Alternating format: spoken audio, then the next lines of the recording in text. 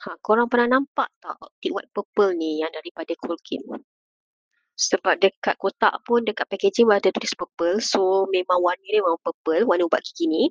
So, dia kata ubat gigi ni dapat colour correct. Dia sebenarnya bukan putihkan sangat tau. Dia lebih pada betulkan warna tu supaya korang nampak dia putih.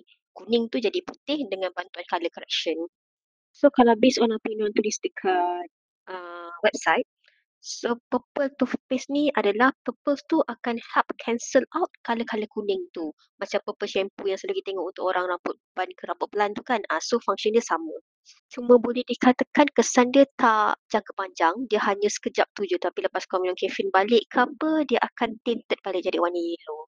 Dan based on pengalaman aku, warna purple tu kalau korang terkena dekat baju ke atau dekat sink tu dia akan meninggalkan kesan tau. So korang kena cepat-cepat guna Clorox ke bersihkan balik. Kalau tidak nanti kesan tu susah sikit nak hilang.